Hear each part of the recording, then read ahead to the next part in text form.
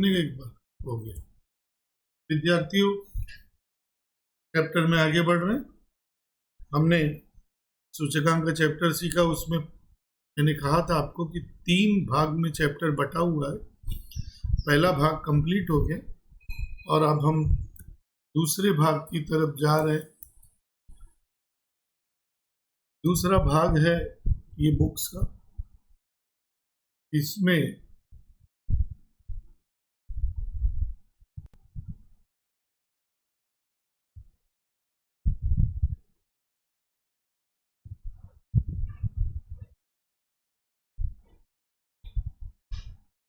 सूचकांक की गणना हेतु विशिष्ट सूत्र, तो इसके अंदर हमें पहला है लास्पेयर का सूत्र। अब ये लास्पेयर के सूत्र के लिए आपको पहले चिन्ह याद रखने पड़ेंगे। जैसे कल था आधार वर्ष का मूल्य, याद है आपको? क्या लिखते थे आप लोग? आधार वर्ष का मूल्य, उसको कहते थे P0। दूसरा था चालू वर्ष का मूल्य, क्या कहते हैं उसको? P1। आज से 2 चीजें और बढ़ रही है। आधार वर्ष की मात्रा,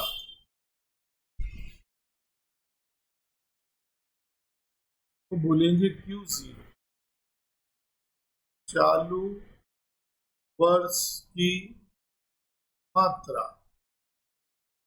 उसको बोलेंगे Q1। और ये उसका सूत्र है लास्पेयर का, जो कि आज आपको याद कर लें। तो मैं आगे चलूं उसके पहले फिर से कहूं आपको कि मैं चारों हिंदी में बोलूंगा, आपको चिन्ह में बोलना है। चालू वर्ष का मूल्य P1, आधार वर्ष का मूल्य P0, आधार वर्ष की मात्रा Q0, चालू वर्ष की मात्रा Q1। अब मैं चिन्ह बोलूंगा, आपको हिंदी बोलना है। P1 चालू वर्ष का मूल्य, P0 आधार वर्ष का मूल्य, Q0 आधार वर्ष की मात्रा, और Q1। ये Q कैसे आया? मात्रा को कहते हैं क्वांटिटी। आधार यानी पहले का, तो 0 पहले होता है। चालू यानी बाद का, यानी 1 बाद में होता है। और ये सूत्र सिग्मा P1 Q0 बटे सिग्मा P0 Q0 गुणा 100। तो ये हुआ आपका सूत्र नंबर 1 इस ग्रुप का। अब आता है दूसरा पासे का, इसको बोलते हैं सूत्र नंबर 2। अब लास्पेयर और पासे में आप देखिए, गौर करिएगा, ये 4 में से ये जो 4 है आपके पास, इसमें से कौन इसमें नहीं है? तो कौन नहीं है? ये Q1 नहीं है। यानी क्या नहीं है? यानी चालू वर्ष की मात्रा नहीं है। इसका अर्थ क्या हुआ? ये आधार वर्ष की मात्रा को महत्व देता है, ध्यान रखना। अब इसकी बात करें, ये पासे की। अब इन चारों में से आप देखिएगा, इसमें कौन नहीं है? तो Q0 नहीं है, यानी आधार वर्ष की मात्रा नहीं है इसमें। तो ये चालू वर्ष की मात्रा को महत्व देता है। ये किसको महत्व देता था? ये आधार वर्ष की मात्रा को महत्व देता था, क्योंकि इसमें Q0 है और ये चालू वर्ष की मात्रा को महत्व देता था। तो ये दोनों के सूत्र की कमियों को ध्यान में रख के एक नए प्रोफेसर थे, प्रोफेसर इरविंग फीसर। इन्होंने फिर अपना एक नया सूत्र बनाया, जिसमें लास्पेयर और पासे दोनों को महत्व दिया जाता है। अब आप देखिए, ये लास्ट पेयर को डाल दिया इसने यहाँ, ये पासे को डाल दिया, और दोनों अंडरवुड के अंदर 2 बार 100 था तो एक 100 बाहर निकल गया। यानी अगर आपको लास्ट पेयर पासे का सूत्र याद है तो आप फीसर का सूत्र बना सकते हो, पर फीसर के आपके पास 2 सूत्र है, एक और ये 2। कौन सा कब लगाना है? जब आपको सिर्फ फीसर ज्ञात करना है तब ये सूत्र लगाना है, और जब आपको लास्ट पेयर, पासे और फीसर तीनों ज्ञात करने हो तो ये सूत्र लगाना। अब फीसर के सूत्र के हम बातें देखें कि क्या आदर्श क्यों कहा जाता है, कभी कभी पूछ लिया जाता है। तो इसमें आप देखिए, लास्ट पेयर जो है आधार वर्ष को महत्व देता है, पासे जो है चालू वर्ष को महत्व देता है। इसमें चालू वर्ष आधार वर्ष दोनों को लिया जाता है, दोनों की मात्रा। फिर ये रटने वाला वाक्य है कि परीक्षण समय काल विपर्यास और पद विपर्यास, ये दोनों का समाधान करता है। ये वाक्य एग्जाम के दिन सुबह पढ़ लेना। और तीसरा, ये 11वीं में था, ये अनुपातिक मध्यक है। उनको 11वीं में गुणोत्तर मध्यक था। गुणोत्तर मध्यक होता है जितने हो उनको गुणा करके उनका वर्गमूल निकालना। ये देखो 2 है तो दोनों का गुणा करके वर्गमूल निकालते हैं, इसको कहते हैं आनुपातिक मध्यक। तो ये श्रेष्ठ मध्यक। और सूचकांक ये पूर्व ग्रह से मुक्त है, यानी लास्ट पेयर और पासे की जो भी कमियां हैं इसमें दूर होती। इतनी थियरी काफी है। अब आपको क्या करना है, मैं तो फटाफट बोल रहा हूं, आपको आगे नहीं जाके एक बार फिर से पूरा का पूरा रिवाइंड करके फिर सुनना है। और फिर हम आते हैं प्रश्न पर। ये रहा प्रश्न। तो हमें कैसे पता चलेगा कि ये दूसरे ग्रुप का प्रश्न है? तो 4 कॉलम दिए होंगे, 1 2 3 4। अब ये 4 में जो बाद वाला पहले का वर्ष है वो होता है चालू वर्ष, और जो पहले का वर्ष होता है वो होता है आधार वर्ष। चालू वर्ष में जो आप चिन्ह के नीचे पाइजेब पहनाते हो, जो छोटा सा, वो होता है 0 का, और इसमें होता है 1 का। अब मूल्य को क्या कहते हैं? प्राइस, P, और ये 0। मात्रा को क्या कहते हैं? Q, और 0। इस मूल्य को क्या कहते हैं? प्राइस, और ये 1। मात्रा को क्या कहते हैं? Q, और ये 1। हो गए 4 कॉलम। अब हमको ढूंढना क्या है? लास्ट पेयर, पासे, फीसर। इसके लिए कॉलम बनाने पड़ेंगे। तो जैसा सूत्र हो वैसे कॉलम बनाते। तो ये जो 2 कॉलम है, ये एक लास्ट पेयर का है और ये एक लास्ट पेयर का है। ऊपर लास्ट पेयर में देखो, ये देखो ऊपर ये है और ये नीचे है, तो उसके हिसाब से कॉलम बनाना है। अब इसके लिए इसको आपको P1 और Q0 इन दोनों का गुणा करना। ये देखो, ये गुणा, समझ गए? इसके लिए आपको P0 और Q0 इन दोनों का गुणा करना है। और आप देखिए, ये सूत्र में रखा, भाग दिया, आ गया। अब इसने वृद्धि पूछी है, तो जो 100 के ऊपर होता है, कितना है 100 के ऊपर, यानी वृद्धि हुई होगी। आधार वर्ष की तुलना में चालू वर्ष में, ये चालू वर्ष में इतनी वृद्धि हुई है। अब पासे में ये 2 चीजें चाहिए, ये और ये। तो आप देखिए, ये पासे में ये कॉलम जो सूत्र में लिखा है वो कॉलम, ये कैसे बनता है? इसका और इसका गुणा। आप देखिए, दोनों का गुणा 60 होता है। ये कैसे बनता है? P0 Q1, ये P0 ये Q1, इन दोनों का गुणा कर दो, जोड़ दो। अब नीचे आओ, ये पासे लगाया, इसकी भी वृद्धि पूछी है, तो जो 100 के ऊपर है तो उसकी वृद्धि हो गई। फिर आता है फीसर। फीसर में मैंने आपको कहा था कि जब तीनों ज्ञात करने हो तो ये छोटा सा सूत्र लगाने का, लक्ष्मीकांत प्यारे लाल, लास्ट पेयर पासे, जो लास्ट पेयर आया वो, जो पासे आया वो, और अंडर रूट में रख के गुणा करके बाहर। कितनी प्रतिशत वृद्धि हुई?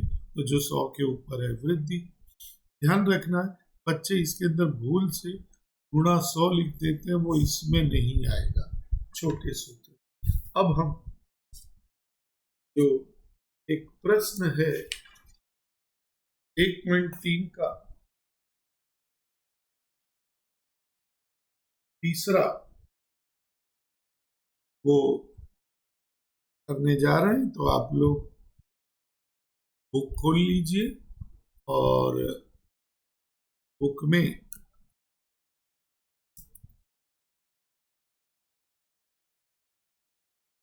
मैं प्रश्न निकाल लिखता हूं। आपको 1.3 का प्रश्न लिखना शुरू कर देना। अब देखिए, उसमें गेहूं बाजरा वो कॉलम आपको लिखना हो तो लिखिए, नहीं लिखना हो तो कोई बात नहीं। इकाई का कॉलम है, उसमें कोई शब्द नहीं है, अंक नहीं है, तो उसका कोई महत्व नहीं है। आपको करना क्या है, 2014 आधार वर्ष दिया है, तो 2014 का आधार वर्ष यानी 0 होगा, तो उसमें पहले मात्रा दी है, ये हो गया Q0, 20, 10, 10, 6, 20, 10, 10, 6, 15, 18। फिर मूल्य दिया है, T0 हो गया 15, 20, 26.5, 15, 20, 25, 25।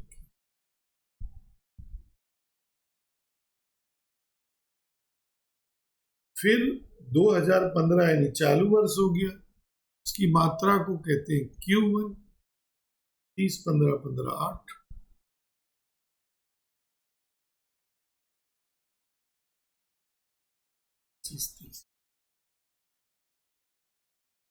और फिर मूल्य दिया, उसको P1 कहते हैं।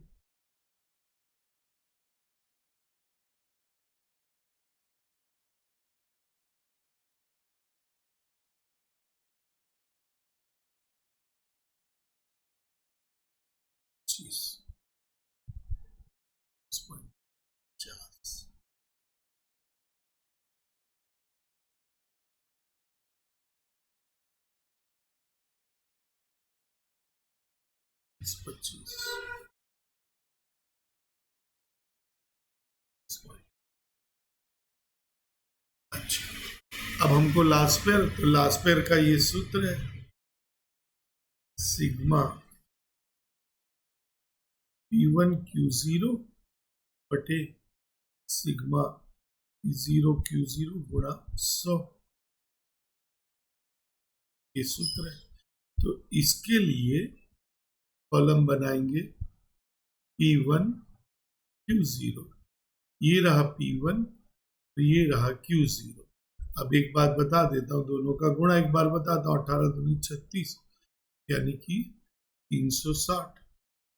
अब इसका और इसका गुणा 312.5, फिर इसका गुणा 295, 180, 15 पंजे 75, 7, 15 दूनी 30 और 7, 37, और इसका गुणा 518.4। इसका टोटल कर देंगे 20, 40, 9। अब देखिए, ये सूत्र के अंदर ये हमने पहले ही लिख दिया, 20, 40, 9, यहाँ गुणा 100 लिख दिया। अब आता है दूसरा कॉलम, ये वाला, इसको देखिए, उसके हिसाब से बनाइए। P0 Q0 15 दूनी 30, 300, इन दोनों का 30 और 10 यानी 200, 265, 8 6 48 की 8 यानी 4 6 चौक 24 और 4 28, 2 6 12 और 2 14, इसका भी गुणा 318.75 और इन दोनों का गुणा 18 एकम 18 1 36 और 1 37, 378, इनको जोड़ देंगे 16 10 55, यहाँ रख देंगे 16 10 55, ऊपर गुणा कर देंगे 20 40, ये 100 का गुणा किया और बटे में 16 10 55, फिर को भाग दे देना है 126.85। अब आपको आना है पासे पर, ये पासे का सूत्र है।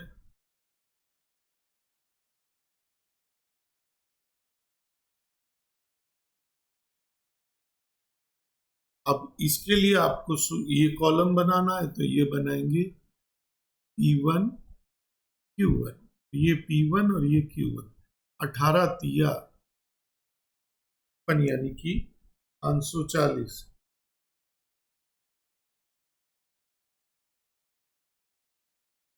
15 से गुणा करेंगे इसका, 15 पंजे 75, 7 135 और 7 142, 14 30 और 14 44, 442.5, इसके बाद 8 तिया 24 यानी 240, 625, 3 से गुणा करेंगे 8 तिया 24, 2 8 तिया 24 और 2 26, 2 3 दूनी 6 और 2 8, 864,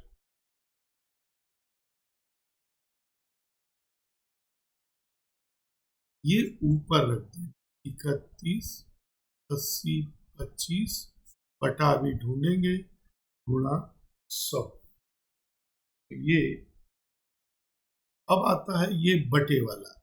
इसके लिए जो दिख रहा है वही कॉलम बनाना है। क्या दिख रहा है?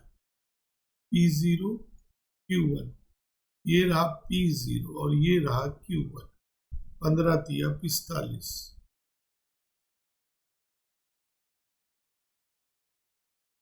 15 दूनी 30,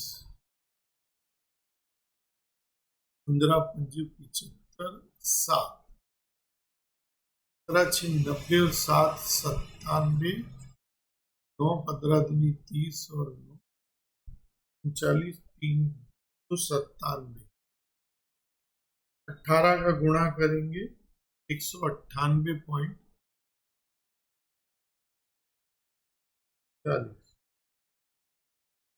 25 से गुणा करेंगे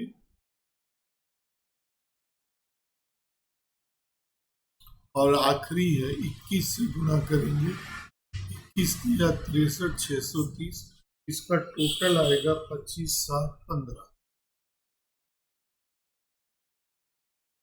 ये यहां रख दें। आपको हल करने का तरीका लास्ट पेज में बताया था, ऊपर गुणा कर दो,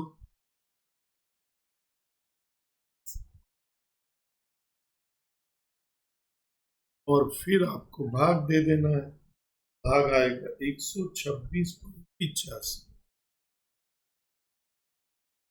अब बात करते फीसर की। फीसर में मैंने बताया था आपको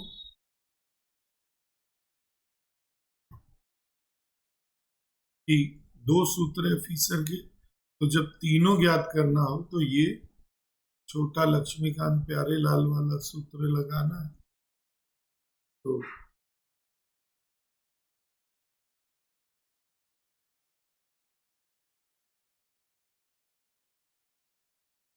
दोनों का अंडर रूट के अंदर गुणा करेंगे 16 0 74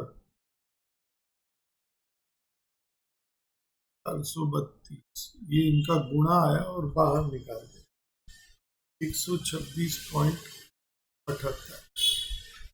अब देखो प्रतिशत वृद्धि उसने नहीं पूछी है, आपको एग्जाम में खास ध्यान रखने का कि अगर प्रतिशत वृद्धि पूछी हो तो जो 100 के ऊपर हो तो ये 100 के ऊपर, ये 100 के और ये 100 के ऊपर को लिख देना।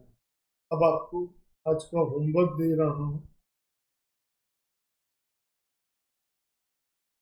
उदाहरण 12 जो मैंने समझाया वो